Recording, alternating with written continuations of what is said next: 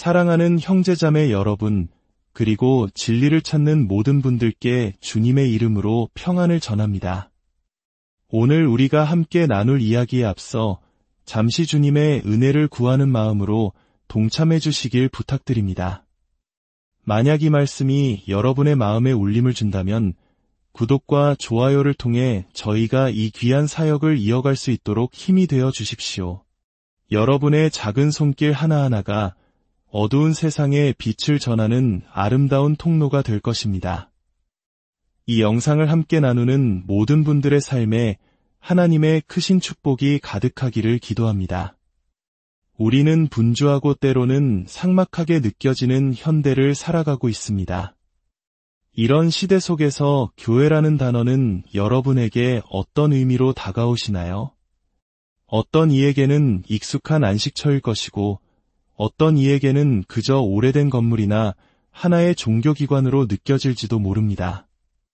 오늘 우리는 시간여행을 떠나보려 합니다. 지금으로부터 약 2000년 전 모든 것이 처음 시작되었던 그 순간으로 말입니다.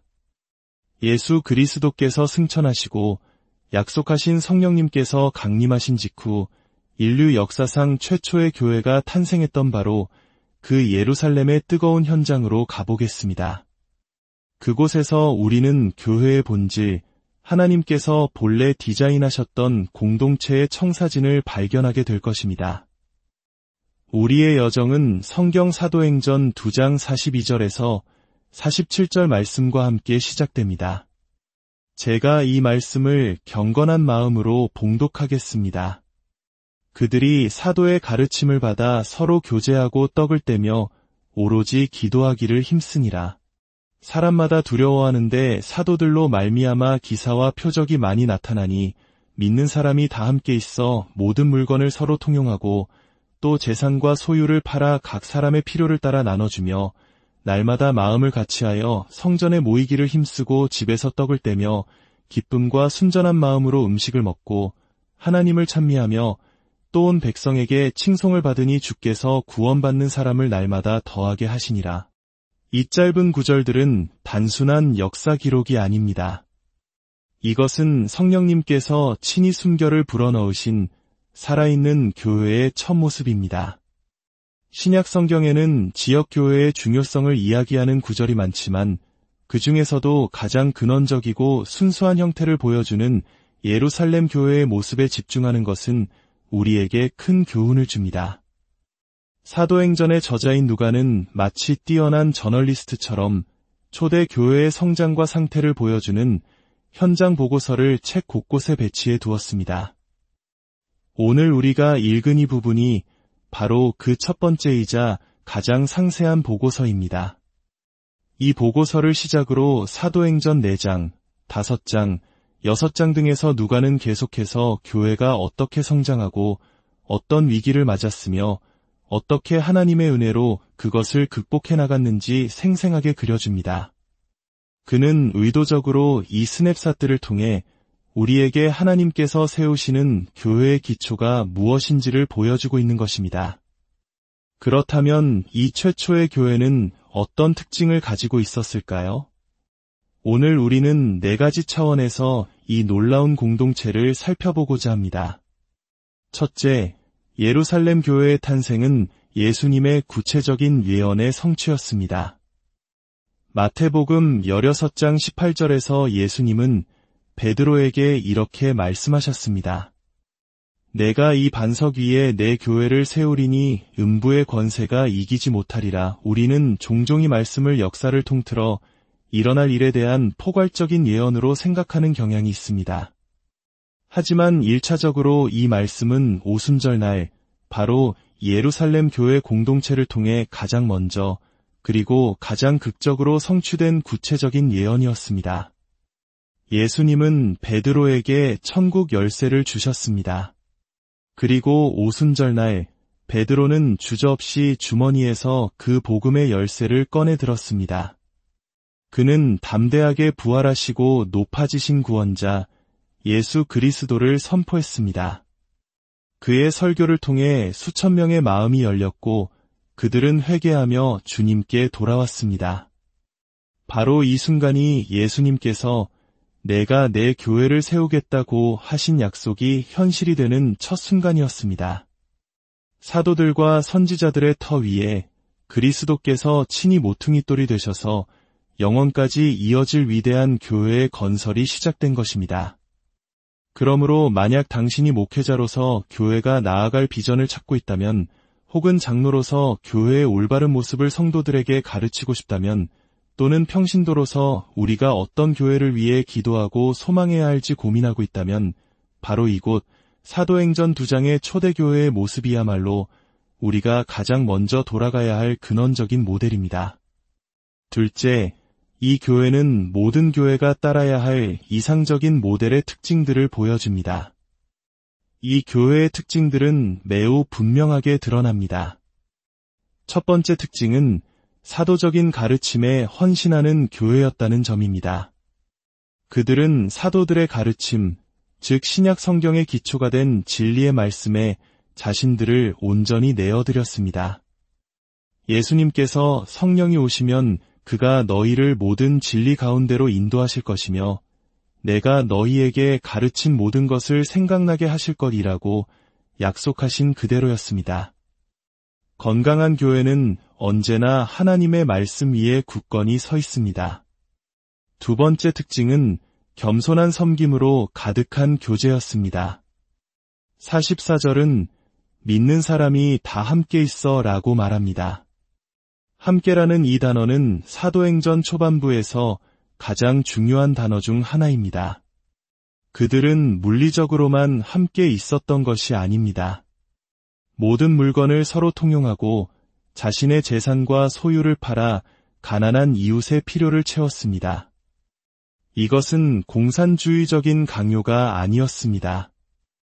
성령님께서 각자의 마음에 부어주신 뜨거운 사랑이 자발적으로 만들어낸 기적이었습니다.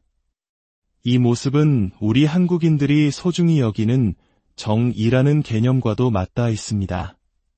하지만 이것은 인간적인 정을 넘어선 거룩한 정, 즉 아가페 사랑으로 가득 찬 공동체였습니다. 고대 로마 사회에서도 사회를 몸에 비유하는 이야기가 있었습니다. 귀족들은 자신들이 몸의 위와 같은 중요한 부분이고 평민들은 그 위를 위해 음식을 공급하는 손발과 같은 존재라고 가르치며 계급을 정당화했습니다. 그러나 사도 바울이 말한 교회의 모습은 이와 정반대였습니다. 교회라는 몸 안에서는 오히려 가장 약하고 보잘것없어 보이는 지체들을 더욱 귀하게 여기고 돌본다고 했습니다. 이것이 바로 복음이 가져온 혁명입니다. 가장 작은 자에게 한 것이 곧 내게 한 것이라는 예수님의 가르침이 그대로 실현된 것입니다. 세 번째 특징은 경외감으로 가득 찬 예배였습니다.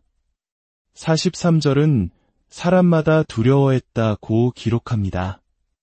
여기서 두려움은 공포가 아니라 살아계신 하나님의 임재 앞에서 느끼는 거룩한 경외감을 의미합니다. 오늘날 우리들의 예배 속에 혹시 이 경외감이 사라지고 있지는 않은지 돌아보아야 합니다. 예배가 끝나도 자리를 뜨고 싶지 않고 하나님의 임재 안에 더 머물고 싶은 그 깊은 감동. 이 거룩한 경외감이야말로 세상을 향한 가장 강력한 복음의 통로가 됩니다. 사람들이 교회를 보며 분명 저들 가운데 하나님이 살아계신다 고 고백하게 만드는 힘의 원천입니다. 넷째, 이 교회는 가족 그 자체였습니다. 신약 성경은 교회를 몸, 성전, 신부, 가족 등 여러 그림으로 묘사합니다. 그런데 이 중 몸, 성전, 신부는 교회의 기능과 역할을 설명하는 비유입니다. 하지만 가족은 비유가 아닙니다. 그것이 바로 우리의 실체입니다. 우리는 하나님 아버지를 모신 한 형제여, 자매입니다. 초대 교회 성도들은 바로 이 사실을 깊이 깨달았습니다. 세상 사람들이 그들을 보았을 때 그들은 죄로 인해 깨어지고 예곡되기 이전 하나님께서 태초에 만드셨던 진정한 인간관계의 모습을 본 것입니다. 오늘날 우리 사회는 어떻습니까? 가족의 해체가 심각한 문제로 대두되고 수많은 사람들이 깊은 외로움과 단절감 속에 살아가고 있습니다. 이런 시대에 교회가 진정한 영적 가족 공동체의 모습을 회복하는 것보다 더 강력한 선교 전략은 없을 것입니다. 서로의 아픔을 보듬고 기쁨을 함께 나누며 세상이 줄 수 없는 소속감과 사랑을 보여줄 때 사람들은 그 안에서 살아계시는 예수 그리스도를 발견하게 될 것입니다. 셋째, 이 놀라운 공동체는 세상의 극심한 적대의 대상이 되었습니다. 예수님께서 내가 내 교회를 세우리니 음부의 권세가 이기지 못하리라고 말씀하셨을 때 이 말씀은 음부의 권세, 즉 사탄의 세력이 교회를 끊임없이 공격할 것임을 전제하고 있습니다. 교회는 본질적으로 적진에 세워진 하나님의 전초기지입니다. 사탄은 자신이 빼앗겼던 영토를 되찾기 위해 필사적으로 교회를 무너뜨리려 할 것입니다. 사도행전은 사탄이 초대교회를 공격했던 세 가지 전략을 보여줍니다. 첫째는 위협과 협박이었습니다. 사도들을 감옥에 가두고 복음을 전하지 말라고 협박했습니다. 둘째는 거짓된 야망을 통한 내부의 부패였습니다. 아나니아와 삽비라 부부의 이야기가 바로 그것입니다. 인정받고 싶은 욕심이 그들의 영혼을 잠식했고 결국 성령을 속이는 끔찍한 죄를 짓게 만들었습니다. 셋째는 사소한 문제로 인한 분열이었습니다. 구제 문제로 히브리파 과부와 헬라파 과부 사이에 갈등이 생겼습니다. 사탄은 언제나 이렇게 외부의 핍박, 내부의 야망, 그리고 공동체의 분열이라는 전략을 통해 교회를 공격합니다. 그러나 놀랍게도 예루살렘 교회는 이 모든 공격을 이겨냈습니다. 음부의 권세가 그들을 이기지 못했습니다. 이는 우리에게 중요한 교훈을 줍니다. 우리 교회 안에 어려움이 생길 때 우리는 종종 그 문제를 수평적인 인간관계의 갈등으로만 바라봅니다. 하지만 우리는 그 배후에서 역사하는 영적인 적이 있음을 깨닫고 깨어 기도하며 하나님의 전신갑주를 입어야 합니다. 넷째, 이 교회는 예루살렘 도시에 엄청난 영향력을 미쳤습니다. 말씀의 마지막 부분은 주께서 구원받는 사람을 날마다 더하게 하시니라고 증언합니다. 하나님은 숫자에 관심이 없다고 순진하게 말하는 사람들이 있지만 성경은 분명히 교회의 영적 그리고 수적 성장을 중요하게 기록합니다. 그렇다면 이 폭발적인 성장은 어떻게 가능했을까요? 그들이 특별한 전도 프로그램을 가졌기 때문이었을까요? 아닙니다. 그 비결은 바로 교회가 교회다워지는 것 그 자체에 있었습니다. 성령으로 충만하고 말씀의 능력을 맛보며 예배의 경외감을 경험하고 가족과 같은 사랑의 교제를 나누는 그들의 삶의 모습이 그 어떤 웅변이나 프로그램보다 더 강력한 복음의 메시지가 되었습니다. 베드로 사도가 말했듯 우리는 사람들에게 다가가 질문을 던지기 전에 먼저 세상 사람들이 우리에게 와서 당신이 가진 소망의 이유가 무엇입니까? 라고 질문하게 만드는 삶을 살아야 합니다. 사랑하는 성도 여러분, 오늘 우리는 2000년 전 예루살렘에 세워졌던 최초의 교회를 함께 돌아보았습니다. 사도의 가르침 위에 굳게 서고 서로를 향한 뜨거운 사랑으로 교제하며 하나님의 임재 앞에 경외함으로 예배하고 세상의 어떤 공동체와도 비교할 수 없는 진정한 가족이 되었던 그들의 모습. 이것이 바로 주님께서 오늘날 우리 각자의 지역교회에 원하시는 모습입니다. 우리의 교회가 다시 이 본질을 회복할 때 세상은 우리를 통해 살아계신 하나님을 보게 될 것이며 주께서 구원받는 영혼들을 날마다 우리에게 더해주시는 놀라운 부흥을 경험하게 될 것입니다. 함께 기도하겠습니다.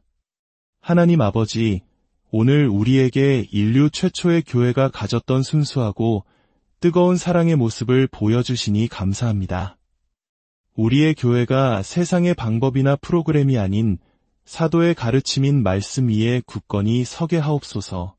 우리 안에 이기심과 거짓된 야망을 제하여 주시고 초대 교회 성도들처럼 서로의 필요를 돌보며 겸손히 섬기는 거룩한 교제가 회복되게 하옵소서. 우리의 예배가 형식적인 시간이 아니라 살아계신 하나님의 임재 앞에 엎드리는 거룩한 경외감으로 가득 차게 하옵소서. 무엇보다 우리 교회가 깨어진 세상 속에서 상처받은 영혼들이 찾아와 쉼을 얻고 참된 사랑을 경험하는 따뜻한 영적 가족 공동체가 되게 하여 주시옵소서. 이 모든 말씀을 우리를 사랑하사 자신의 몸을 내어주신 구원자 예수 그리스도의 이름으로 기도드립니다.